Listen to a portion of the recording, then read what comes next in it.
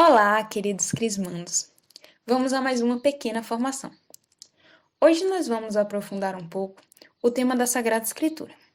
A gente viu que a Sagrada Tradição e a Sagrada Escritura são os dois canais pelos quais a revelação divina chega até cada um de nós. E a revelação divina não consiste meramente em um conjunto de frases ou palavras. É alguém, uma pessoa. Deus falou aos homens de muitos modos, como vai dizer São Paulo lá na Carta aos Hebreus. Pelos patriarcas, pelos profetas.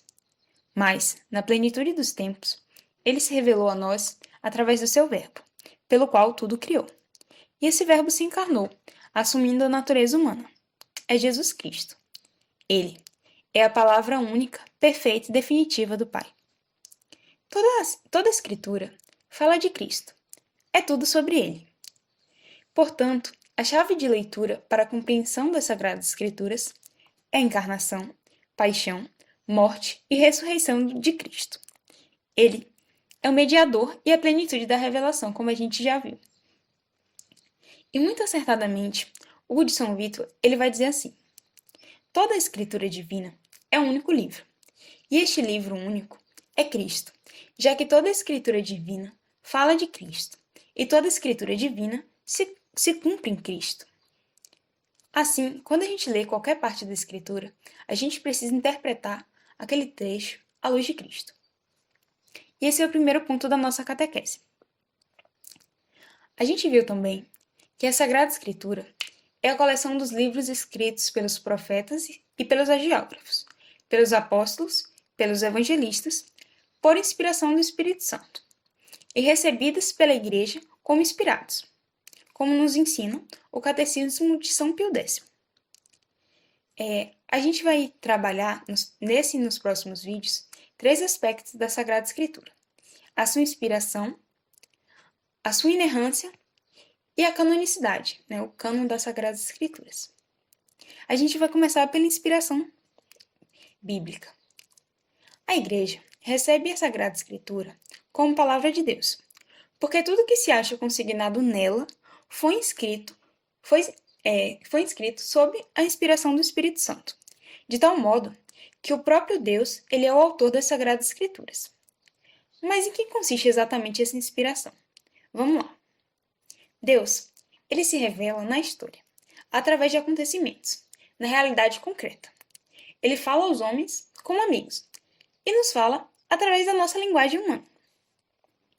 E quando Deus ele quis pôr por escrito aquilo que ele havia revelado, ele quis também servir-se de homens. Ele quis que houvesse a participação humana nesse processo. Portanto, ele escolheu algumas pessoas para redigirem esses livros sob a moção do Espírito Santo, utilizando suas próprias faculdades e capacidades.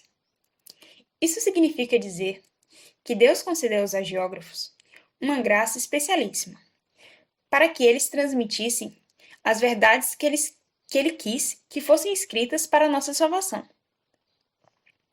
Assim, na Sagrada Escritura, coexiste o fato de Deus ser o autor, pois nela está contida a sua palavra e somente a sua palavra, e do hagiógrafo ser autor também, pois ele escreve a partir das suas potências, das suas faculdades, como a inteligência, a vontade, dos seus sentidos e paixões, que são suavemente movidos pela graça de Deus. Não é uma realidade mecânica, como se o hagiógrafo fosse uma máquina de escrever nas mãos de Deus, que vai ditando um texto. Não é assim. Deus não age sobre o homem dessa forma, como se ele fosse um objeto inconsciente. Deus ele respeita a nossa liberdade e a nossa condição humana. Vamos tentar ver isso a partir de um exemplo, para ver se fica mais claro. Vamos ver o Evangelho de São Lucas, cujo escritor foi São Lucas, Ele não foi uma testemunha ocular de Jesus. Por isso, para escrever o seu evangelho, ele teve que procurar as fontes. Ouvir as pessoas que conviveram com Cristo, que presenciaram cada um daqueles momentos narrados no seu evangelho, como, por exemplo, a Virgem Maria e os apóstolos. Em todo esse seu trabalho de investigar e de procurar as fontes, São Lucas ele teve que usar suas faculdades, como a inteligência, a memória, enfim. E Deus ilumina a sua inteligência, a inteligência do hagiógrafo, para que ele possa transmitir a verdade em cada uma de suas palavras, transmitir aquilo que Deus quer a partir de uma linguagem humana, daqueles conhecimentos religiosos e seculares que o autor já possui.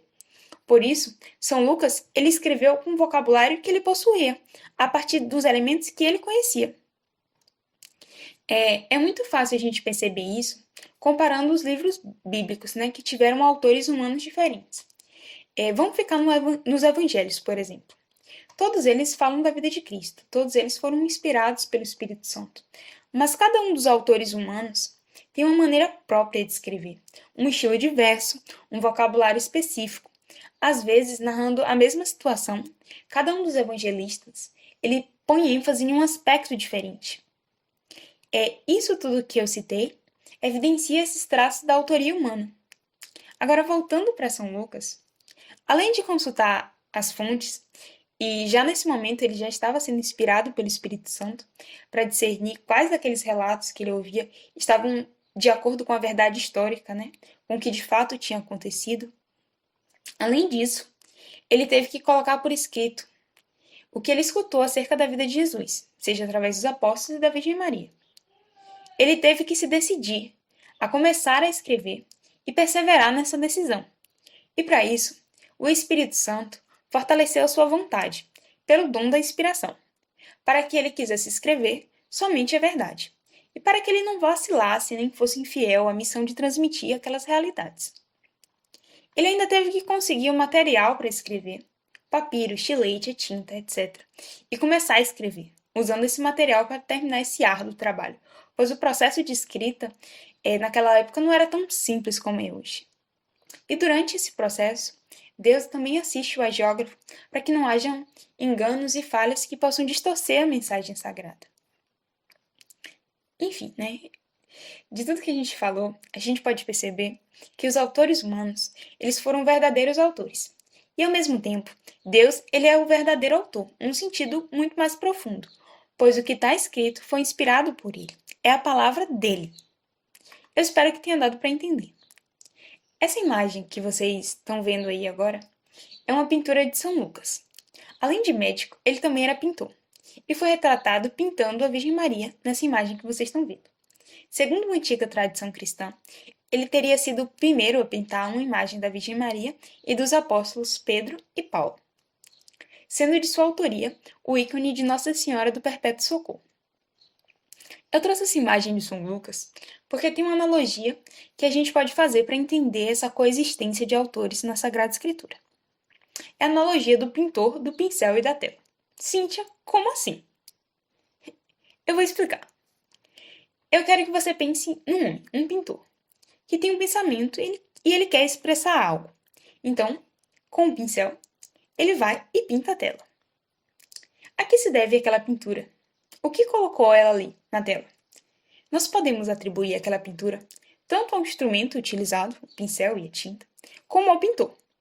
Na pintura, toda a obra que está lá provém do artista. E nela se encontram seus traços. E os traços do material utilizado, como o pincel e a tinta. Eu não sei se vocês já tiveram a oportunidade de pintar uma tela alguma vez, mas o efeito da pintura, ele depende muito do tipo de tinta que você usa, da textura, da cor e também do pincel, né? A sua forma, o tipo de cerda, se ele é mais macio, se é mais firme. Assim, um mesmo desenho, ele pode ser retratado numa forma diversa, dependendo do instrumento utilizado. Por analogia, nós podemos dizer que tudo que está na Sagrada Escritura provém primeiramente de Deus, que é o autor principal. Todas as ideias ensinadas vêm dele, mas a maneira de expressar essas ideias, a forma literária, o vocabulário pelo qual essas ideias são expressas, estão relacionados ao agiógrafo e as suas características pessoais, como o seu temperamento, a educação, a cultura que ele possuía e a época em que ele viveu, e etc. É isso, né? Eu quero que vocês tenham em mente que na Sagrada Escritura, a verdade divina ela está expressa por uma linguagem humana. A Bíblia ela é obra simultaneamente de Deus e do homem. E a gente pode dizer, de certo modo, que a inspiração bíblica guardam uma relação com o mistério da encarnação, em que Cristo, Verbo divino, se fez homem, juntando em si as duas naturezas, divina e humana. Por isso nós dizemos que Jesus é verdadeiro Deus e verdadeiro homem. Da mesma forma, a Sagrada Escritura, que é a palavra de Deus escrita, tem em si duas autorias, a divina e a humana. Né? Deus, ele é o verdadeiro autor, no sentido último da Sagrada Escritura. Mas ele escreveu, aquelas verdades que Deus quis transmitir aos homens, elas foram escritas a partir dos autores humanos, né? Deus se valeu das capacidades deles, né? Da colaboração deles para escrever aquelas verdades. Caso tenha ficado alguma dúvida ou algo não tenha ficado claro, é só mandar lá no grupo que eu respondo se eu souber, né? Mas se eu não souber, eu procuro a resposta, enfim. Ainda falta a gente ver dois outros pontos acerca da Bíblia, que são a inerrância e a canonicidade. No próximo vídeo a gente vai falar da inerrância, que também é chamada de verdade bíblica, que é uma consequência direta da inspiração divina. Até lá!